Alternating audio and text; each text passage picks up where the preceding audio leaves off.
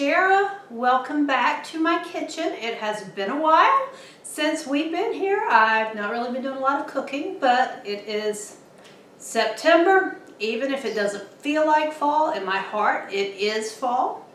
So I thought I would share a carrot cake recipe. As usual, I am making mine gluten-free, but I will put how to make it a recipe that is not gluten-free down below as well. And I am omitting a few things, no nuts, because we are a nut-free household due to allergies. And I'm also not adding raisins. My brother-in-law Randall is coming over and he does not like cooked raisins, but he loves carrot cake. So I'm omitting those two things from my actual pull together that you'll see, but I will put them down below in the recipe for you and put that they're optional. To make this a little faster, I have pulled all my ingredients together to show you, because it is kind of a drawn out process to get all of this done. Well worth it though. Carrot cake is very good, very rich. So I'm going to flip you around, kind of keep this quick, flip you around, show you what we've got going on. My oven is preheated to 350. I almost always forget to tell you that, but preheat your oven to 350. You need 2 to 3 9-inch cake pans. Grease them. Put in a circle of parchment paper. I'm lazy. I do not buy circles. I just trace them out, cut them out. Because, hey, you can buy parchment paper at Dollar Tree for $1 roll kind of thing. And I think that's all the quirky little things I need to tell you, but if I think of more as I go, I'll tell you. So let's get you flipped around and show you what's going on. In our mixer bowl, we have our dry ingredients. I wrote them down so I would remember exactly what's in here. I put 3 cups of Better Batter flour. You would just use all-purpose otherwise. 2½ cups of sugar. Like I said, this is a sweet cake. 1 tablespoon of ground cinnamon. 2 teaspoons of baking powder. 2 teaspoons of baking soda. 1 teaspoon of ground ginger, and 1 teaspoon of nutmeg. And we're just going to kind of stir this together really quick. Not too quick though, obviously.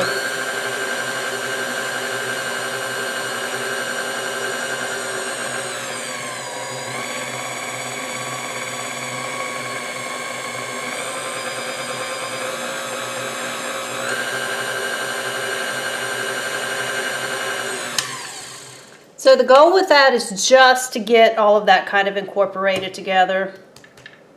Now, I'm going to slide that out of the way, guys, for a moment.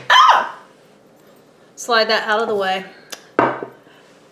Our wet ingredients. Let me make sure I've got these where you can see them. The original recipe that I use calls for 16 ounces, 2 8-ounce cans of crushed pineapple. When I made this using all-purpose flour, that's what I use. When I make it using the gluten-free, I actually use a 20-ounce can because gluten-free products tend to be a little dry. So I will put that note down below. So basically you have 4 cups of shredded carrots here, which is about 5 large carrots. 16 ounces of crushed pineapple drained, or in this case I'm using the 20 ounce like I said. 4 large eggs lightly beaten. 1 cup of canola oil and 2 teaspoons of vanilla. Normally you would add your raisins and nuts in here at the same time. And I just kind of, stirred this all together. Makes a nice pretty goop.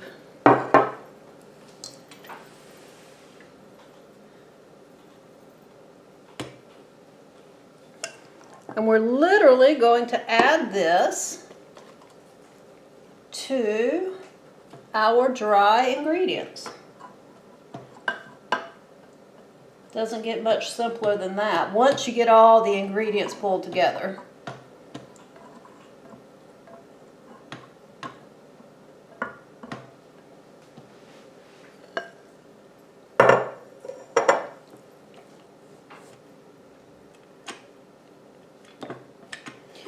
We had what was the equivalent of almost like losing a dear friend. My old larger mixer died. I'd had it, we were trying to remember, and I can't remember if I got it the summer I was pregnant with my daughter or the summer she was born, or the summer before I was pregnant with her, or the summer she was born. But it had been around and had had a long, hard life.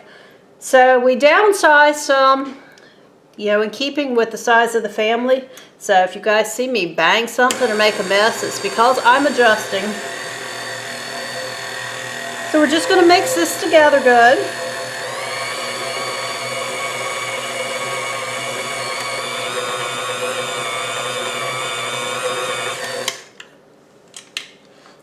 I am going to stop and scrape it down because I just want to make sure everything is incorporated in here well, kind of thing.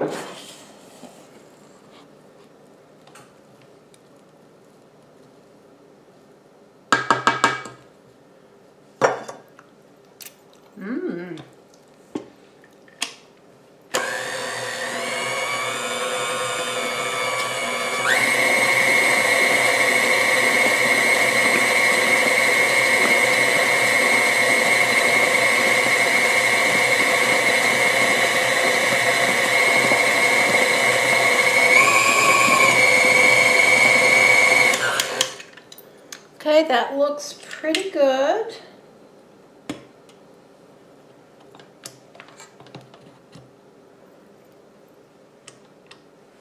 Didn't get my fingers to work this morning. I got to switch hands on you guys. There we go.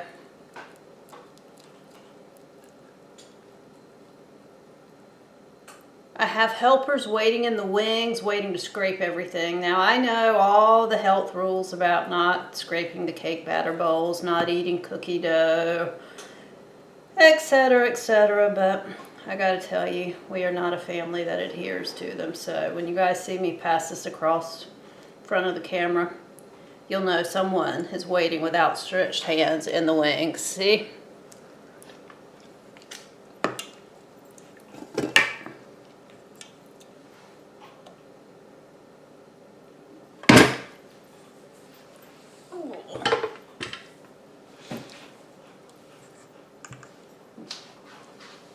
Gotta wipe my fingers, guys.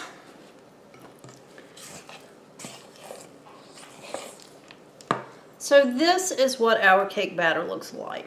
Now this does make a lot of cake batter, and like I said, you can make 3 layers. I'm going to make 2 thick layers. If you make 3 layers, they cook for about 25 minutes or so. 2 thick layers are going to take longer, and you're going to kind of have to judge it. I play it by ear. So pour them into your greased pans with the parchment paper. I have the circles in, and I don't remember if I sprayed them after I put the circles in or not, so I'm going to spray them a second time.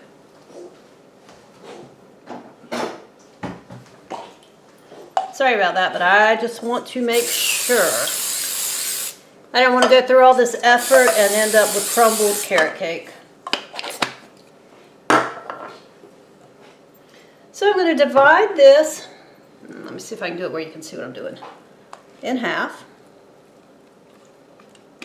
Well, I'm going to eyeball it. I do see bakers that measure and weigh.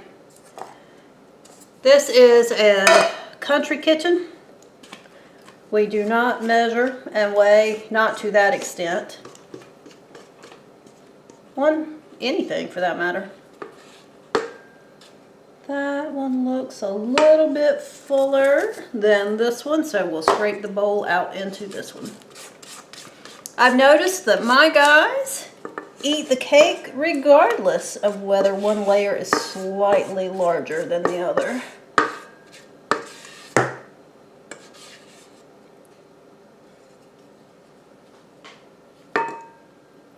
Handing that off too, guys. So this is our carrot cake batter. I'm just gonna kind of shake it around, and I'm gonna actually bang it. Sorry about the noise, just to make sure I don't have any major bubbles in it.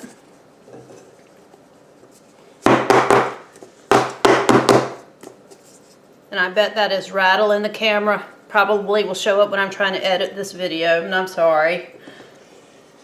These are going to go in the oven and bake at 350. I'll let you know when I come back how long I leave them in. And I'll show you how they look. And of course, you know, I'll take them out, put them on a cooling rack. They're going to cool in the pan for 10 minutes. And then I'll take them and let them cool on the rack until they're completely cool. I'll take them out of the pans and let them cool until they're completely cool. And I'll show you how I make cream cheese frosting, which is like the world's easiest frosting. It's literally butter or a butter substitute, cream cheese, and vanilla. Sometimes a tiny pinch of salt. And powdered sugar. I think that's it, right? Let me make sure. Cream cheese, vanilla, powdered sugar, your fat, and a tiny pinch of salt. Yep, that's it. So that's all there is in the cream cheese frosting that goes on this. So we'll be back in a little while to show you guys how this turns out.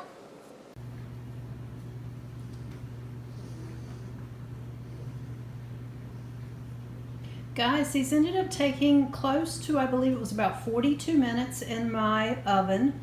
And I forgot to say when I was listing the ingredients for the cake that there was also, I believe it was 1.5 teaspoons of salt.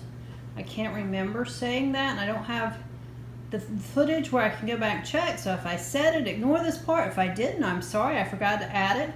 But these were cooling in the pan for 10 minutes, and now they're going to have to cool like this the rest of the way, or it will melt my frosting when I put it on. So this is how they are. And oh my gosh, guys, they smell so good. Okay guys, the cake is cooling, and I'm going to show you really quick how to make this cream cheese frosting. I just put my 2 sticks of butter or butter substitute, whichever you prefer to use, in here, and I'm literally going to whip them up real quick. You do soften them to room temperature.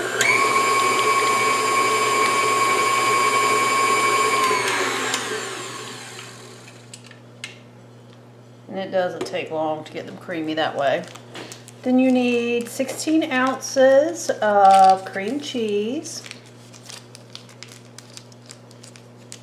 Softened again to room temperature. Which, you know what? If they would open, would be nice. Good golly, guys. Apparently, you also need a very sharp instrument to open them. Hold on.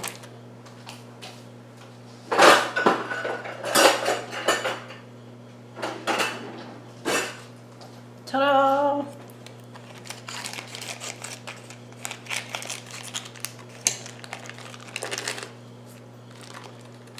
Put our 2 blocks of cream cheese in.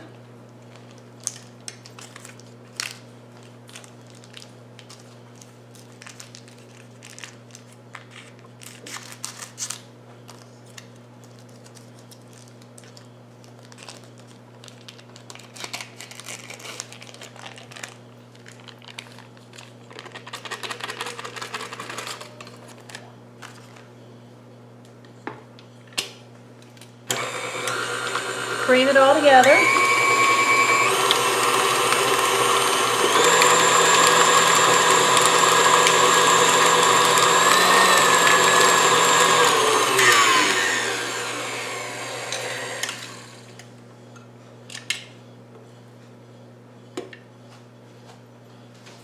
You need 2 pounds of powdered sugar.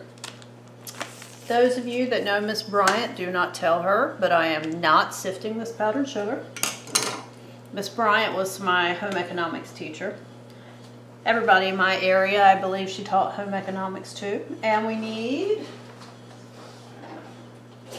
a teaspoon or so of vanilla that I'm going to go ahead and just toss in there so I won't forget. And we're going to want a pinch of salt.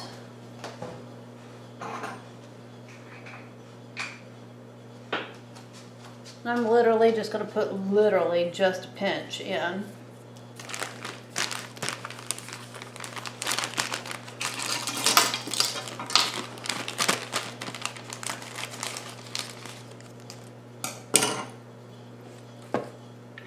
I'm going to turn this one stir. Word to the wise, do not put this full 2 pounds in there at once. If you do, you will have a floofy mess.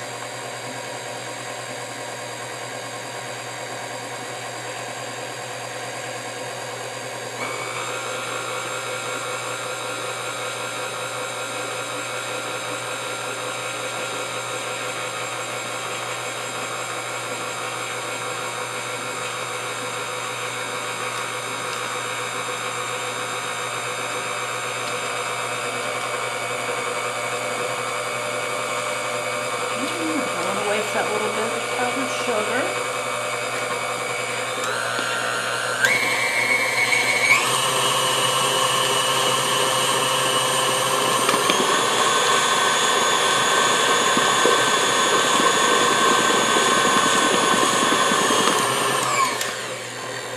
I'm going to stop it and scrape down the sides just to make sure that I have any little bits of sugar that are kind of up high, mashed down in there.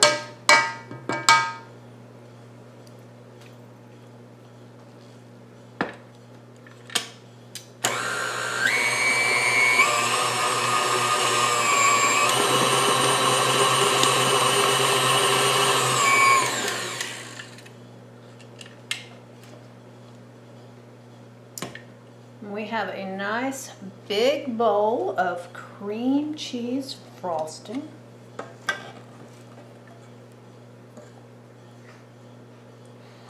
And I don't know where my beater scraper guy is. Hey, Ken. Oh, here he comes. He's willing to sacrifice himself again. He works hard for these videos, guys. And here is our big bowl of cream cheese frosting. I'm going to frost the cake. I do the usual in between the layers, then I always do the sides and then the top, but then I see other people that do the top and then the sides, so whatever floats your boat. And I'll bring you back and show you the finished cake.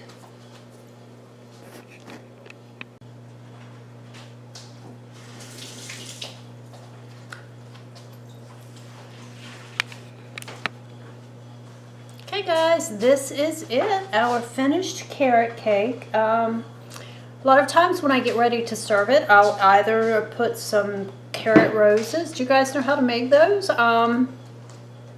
If you don't, leave me a comment down below and I'll try to demonstrate that the next time on top. But this is it, literally cream cheese frosting, carrot cake layers. And you can see it makes a nice thick or tall, high, however you're supposed to say that, cake. So I'll do my best to get some photos tonight of slices of it and let you see how the inside looks. But unless, of course, my husband wants to sacrifice himself and try a slice now. Hey Ken, you want to try a slice of this cake?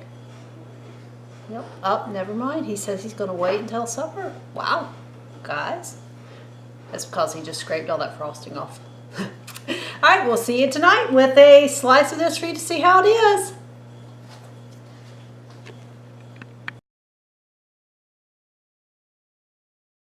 The carrot cake was so good, guys. Definitely worth making if you like carrot cake. And the pineapple adds just the right amount of moisture to it. So I hope you guys get a chance to try this one. Thanks for watching.